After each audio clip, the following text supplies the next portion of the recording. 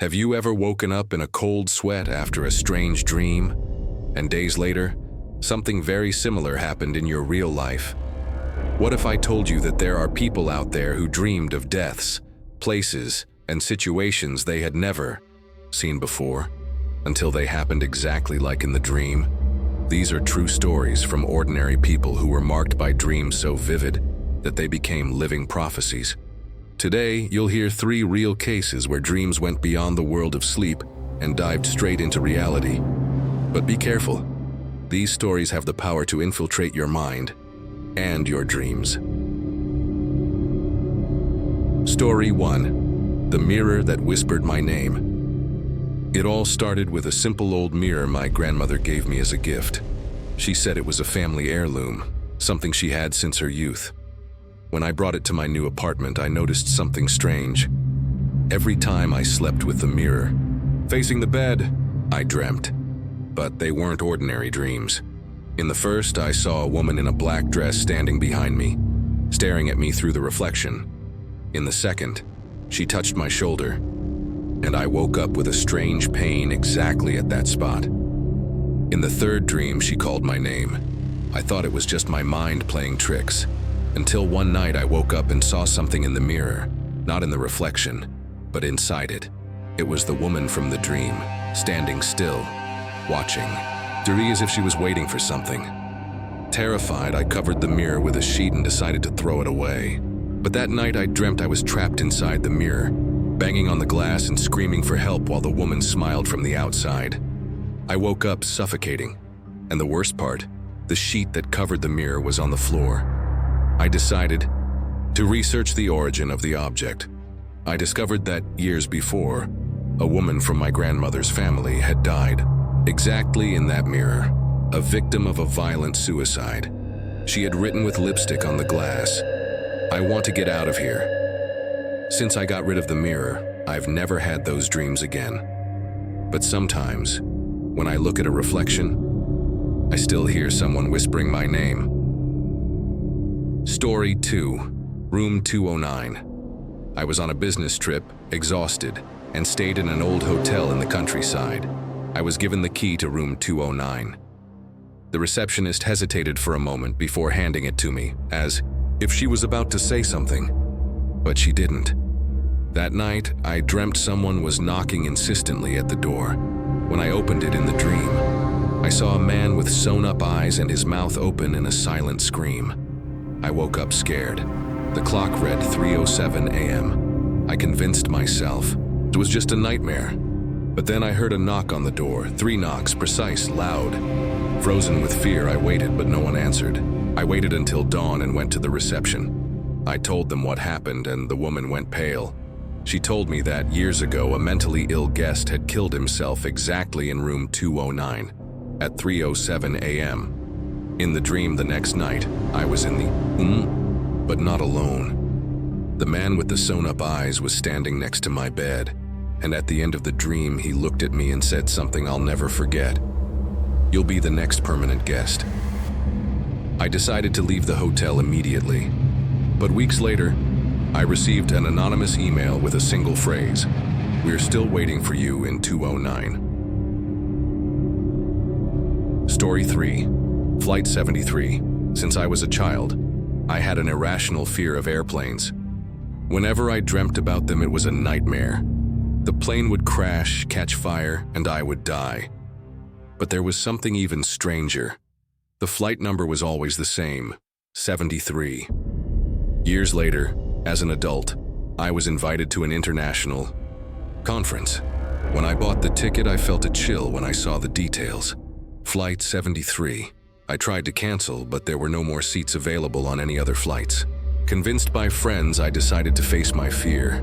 During boarding, I felt a pressure in my chest and a sense that I shouldn't be there. As the plane taxied, I started to doze off and entered the same dream as always. The plane was crashing, and I saw the flames engulfing the seats. But this time, something changed.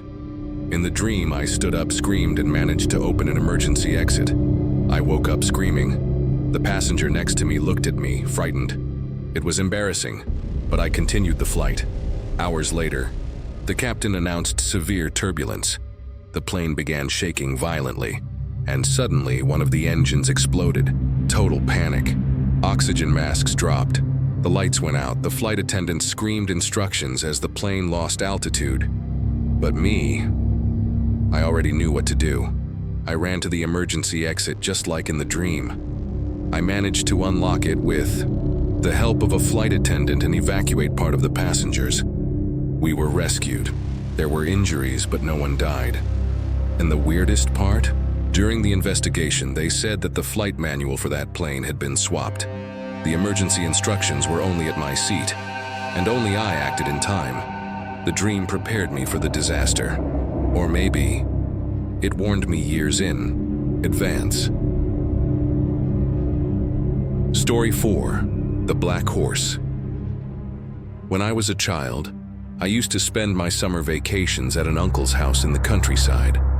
The house was old, with a large wooden porch and a field behind it where there was an abandoned barn. From the start, something about the property bothered me, a feeling that we weren't alone. One night I dreamed of a huge black horse with red glowing eyes.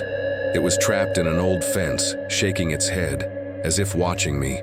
I tried to get closer, but something told me not to. Still, in the dream, I couldn't resist. As I got closer, the horse stared at me, and I felt a strange pressure in my chest, as if my soul was being pulled toward it. I woke up sweating, and the nightmare still felt real. I decided to tell my uncle, who laughed and said there was no horse on the property. But something told me he was hiding something. The next morning, I went to the barn where the horse appeared in my dream. When I got there, I found a broken fence and a strange trail of footprints leading to a hole at the back of the property. What gave me the chills was when, as I approached the hole, a dark shadow resembling a horse quickly moved away, disappearing into the trees. Desperate, I went to my uncle and asked about it. He turned pale and told me that when he was younger, he had been responsible for an accident involving a black horse. The animal had died on that very property after trying to escape from an unknown force. He told me to never return there at night. Story 5: The Hospital Awakening. My story starts with a simple visit to a local hospital, where I was admitted for a minor surgery. During recovery, I was placed in an isolated room with little movement. However, one thing bothered me. The clock on the wall was always stopped at 3 a.m. That night, after a strong dose of painkillers, I dreamed of a woman in white. She was standing next to my bed with empty eyes and a sad smile. I couldn't speak, but she whispered something I couldn't understand. I woke up, agitated, and looked at the clock. 3 a.m. It was the same time from my dream, but something was different. The woman was now in front of me, watching me with an empty, almost lifeless look. I tried to scream, but my voice didn't come out. Desperate, I decided to call the nurse. When she entered the room, her eyes widened, and she told me that the woman was one of the patients who had died in the bed next to mine. She had been admitted 10 years ago, during the same time as my procedure. The nurse said that, on her last night, the woman also appeared to other patients. However, all who saw her died the following day. The next morning, when I went to see the doctor, I discovered that my procedure was scheduled for the same day as the woman's death. What happened that night? Was it a nightmare or a warning? Story 6: The Ancestral Piano. It all started when my grandfather gave me an old piano that had been stored in his basement. He told me that the piano had been passed down from generation to generation and had a mysterious history. When I got home, I started playing some tunes, and gradually, I noticed something strange. The notes I played seemed to affect my mind, giving me a sense of forewarning. The first night, I dreamed of an old man playing the piano. He was facing away from me, his ghostly figure shrouded in a dense fog.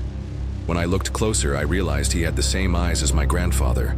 That same night, I woke up in cold sweats and heard someone playing the piano in the living room. When I checked, no one was there. After that, I tried to ignore the phenomenon, but it only got worse. The music became louder and more disturbing. One night, I finally decided to investigate the piano.